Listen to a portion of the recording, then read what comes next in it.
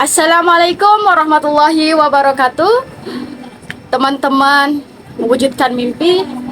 Hai, ketemu lagi nih bersama saya, Tazia Ramli. Di mana di sini saya tidak hanya sendiri, saya ditemani oleh teman saya. Dia adalah salah satu mahasiswa STA Ibnu Sina Batam, di mana kita akan menyambut terlebih dahulu yaitu Kak Anissa Elviana yang sudah ada di samping saya seperti yang terlihat sekarang. Oke teman-teman, dan materi yang kami akan bahas pada siang hari ini yaitu fungsi pendidikan Islam. Nah, untuk teman-teman pasti kepo atau penasaran gimana sih ceritanya? Jangan kemana-mana, tetap di podcast mewujudkan mimpi untuk cerita lebih lanjutnya. Eh, Bagaimana kabarnya Kak? Alhamdulillah baik. Terima kasih karena sudah menyempatkan waktu untuk hadir di podcast saya. Dan mudah-mudahan kakak betah ya di sini. Oke, baik teman-teman.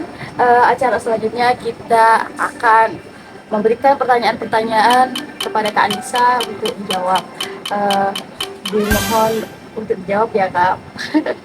Siap. Oke, untuk pertanyaan pertama itu bagaimana istilah pendidikan dan definisikan dalam bahasa Indonesia dan apa akar katanya? Istilah pendidikan dalam bahasa Indonesia dan apa kata-katanya? Apa akar katanya?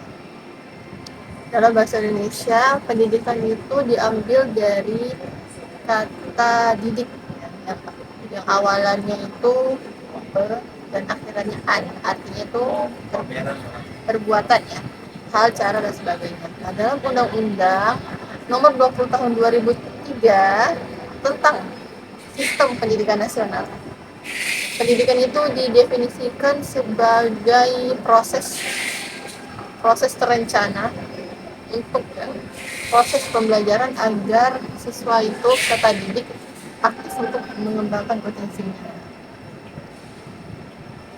dalam aspek spiritual, kecerdasannya, akhlak mulianya, dan keterampilannya. Selanjutnya, akar kata pendidikan dalam bahasa Indonesia itu tadi didik ya, artinya itu membimbing, membina, dan membentuk peserta didik itu untuk menjadi pribadi yang lebih baik ke depannya, supaya dia bisa berdiri sendiri lah. Oke, terima kasih Kak untuk jawabannya. Kemudian ada juga pertanyaan yang kedua, di mana pertanyaan kedua ini, apa pandangan istilah pendidikan dalam bahasa Yunani dan bahasa Arab, serta apa makna dari istilah tersebut? Yang pertama tadi pendidikan dalam istilah pendidikan ya dalam bahasa Yunani dan bahasa Arab. Oke, kita akan menjawab pertanyaan yang istilah pendidikan bahasa Yunani terlebih dahulu. Nah, dalam bahasa Yunani itu pendidikan itu berasal dari kata paidagogi ya. Asal katanya itu paidagogos, paida. Paida itu artinya anak dan gogos itu bimbing ya.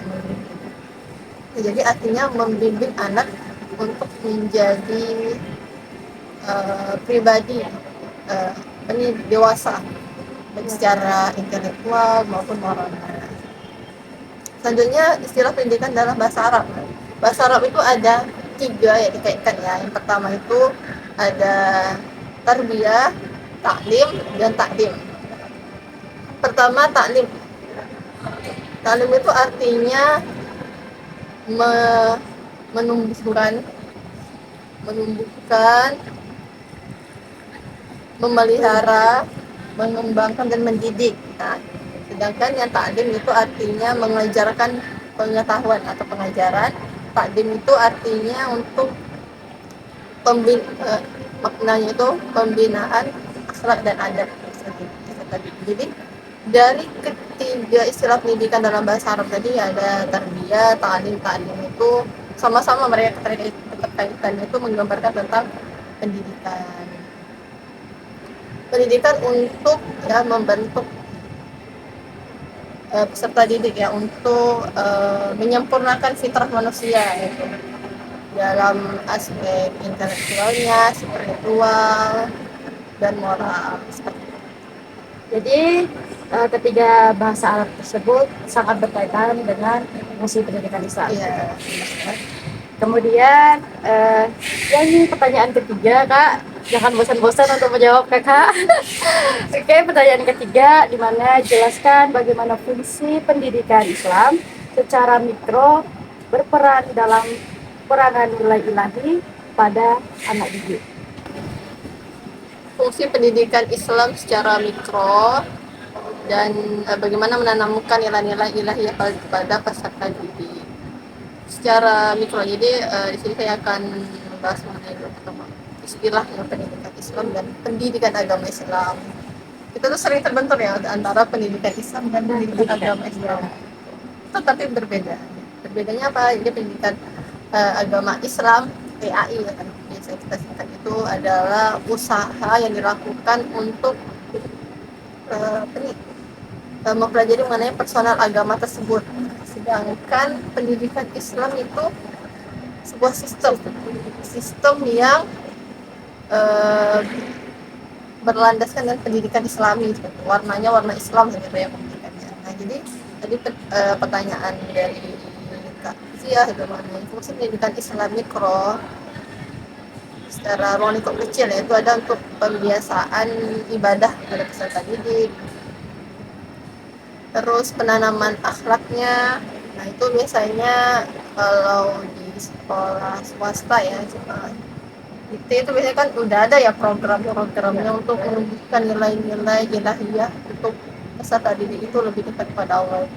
Ini berbeda dengan negeri. Kalau negeri pasti diintegrasikan ya dengan nilai-nilai Islam, seperti ya pembiasaan ibadah, ada absen pada saat sholat. Seperti sekolah saya itu ada absen sholatnya, itu ada sholat zuhur, asar gitu. Tadinya ada juga kami pembiasaan sebelum masuk proses pembelajaran, itu dari hari Selasa ya sampai Kamis itu kami membaca Al-Quran sama-sama, berkumpul di lapangan kan, di lapangan. Itulah agar peserta didik itu dapat membiasakan ya program tadi yang di sekolah bisa diterapkan dalam kehidupan sehari-hari. Ya, baik.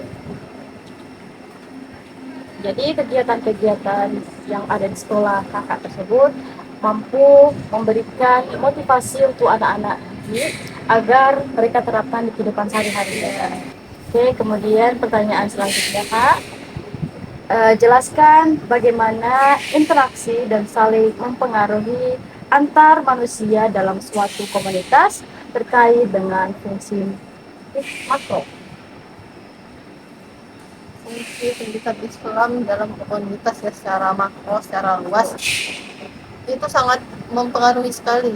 Karena apa? Karena di situ kita bisa dilihat kita sendiri berteman sesuai dengan kita sendiri, bisa terpengaruh gitu. Jadi kalau lingkungannya baik, insya Allah baik. Lingkungannya buruk gitu.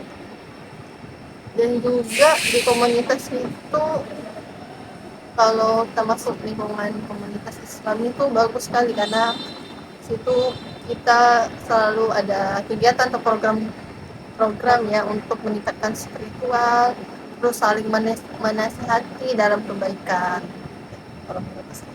Saya tambahin sedikit boleh kak?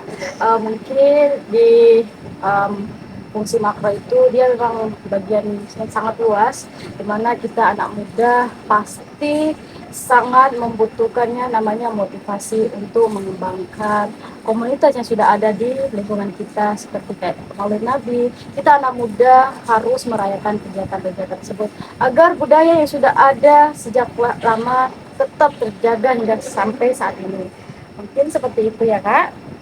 Kemudian yang pertanyaan yang terakhir ya kak, di sini secara umum fungsinya yang secara umum pendidikan Islam dalam membimbing dan mengarahkan pertumbuhan serta perkembangan peserta didik.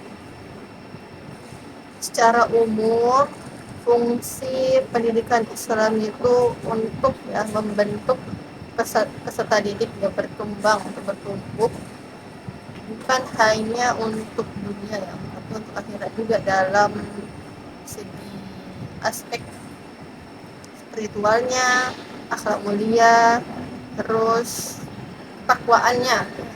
Jadi di sini perkembangan peserta didik bukan hanya dia cerdas secara intelektual, secara akademik gitu, tetapi juga dia beriman, ya,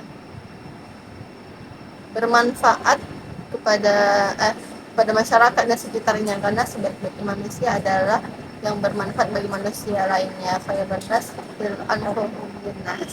Jadi sebaik-baik manusia adalah yang bermanfaat bagi manusia lainnya. Jadi itu fungsi pendidikan Islam secara umum. Ya, baik.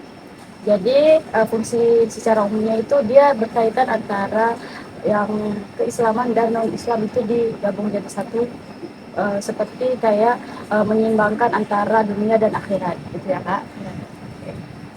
Oke, oke, sobat atau teman-teman mewujudkan mimpi, fungsi pendidikan Islam pada siang hari ini yaitu untuk membentuk karakter serta ilmu dan akhlak peserta didik, di mana fungsi ini ada 3, yaitu yang pertama fungsi mikro, yang mana fungsi ini secara khusus atau cuma secara kecil saja dia di bagiannya, di mana itu hanya untuk membentuk akhlak peserta didik.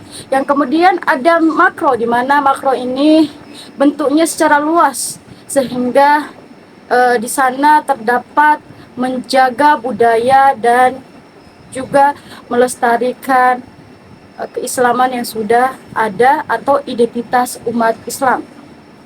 Kemudian yang ketiga ada fungsi secara umum, di mana akhlak dan perilaku siswa sangat menentukan di kehidupan masyarakat di modern pada saat ini.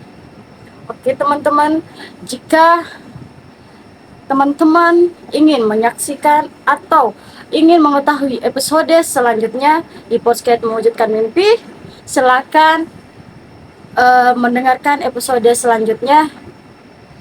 Kemudian bagi teman-teman yang ingin